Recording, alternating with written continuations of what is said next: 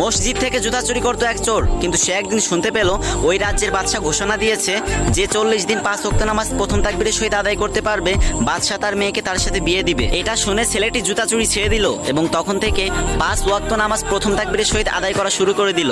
এবং এভাবে করতে করতে 39 দিন কেটে গেল এবং বাদশার কানে খবর গেল একটা জুতা চোর 39 দিন ধরে 5 ওয়াক্ত নামাজ প্রথম তাকবীরের সহিত আদায় করতেছে। এটা শুনে বাদশা চোরটাকে রাজদরবারে ডেকে পাঠালো এবং বলল, তুমি আমার মেয়েকে বিয়ে করো। কিন্তু আশ্চর্যজনক ঘটনা হচ্ছে 40 দিন কেটে যায়, 41 দিন কেটে যায়, 42 দিন কেটে যায়, কিন্তু চোরটার আর কোনো খোঁজ খবর থাকে না। তারপর বাদশা সেই চোরটাকে খুঁজতে খুঁজতে অবশেষে পেয়ে গেল এবং বলল, আরে আমি তো আমার মেয়ের সাথে তোমাকে জোর করে বিয়ে দিচ্ছি না, তাহলে তুমি পালাচ্ছ কেন? তখন জুতা চোর বলল, হুজুর আপনি জানেন না আমি ভালো মানুষ না, আমি একটা জুতা চোর। বাদশা বলল, তাও আমি আমার মেয়েকে তোমার সাথেই বিয়ে দিব। তখন যুবকের চোখ থেকে টপ টপ করে পানি পড়তে লাগলো এবং বলতে লাগলো, হুজুর বিশ্বাস করেন আমি 40 দিনের দিনেও রাজকুমারী আর রাজ্য হাসিল করার স্বপ্ন দেখেছি, কিন্তু 40 দিনের শেষ নামাজের শেষ রাকাতের শেষ সেজদায় আমি জান্নাতের প্রশান্তি পেতে শুরু করলাম। আমার অন্তর প্রশান্তিতে ভরে গেছে, আমি জীবনের সব খুশি ভুলে গেলাম। হুজুর আমার চাই না, আমার রাজকুমারী চাই না, আমার রাজ্য চাই না, আমি শুধু নামাজের সেজদায় গিয়ে ওই জান্নাতের একটু প্রশান্তি পেতে চাই। এইসব কথা শুনে বাদশা নিজের চোখের পানি ধরে রাখতে পারলো না এবং বলল,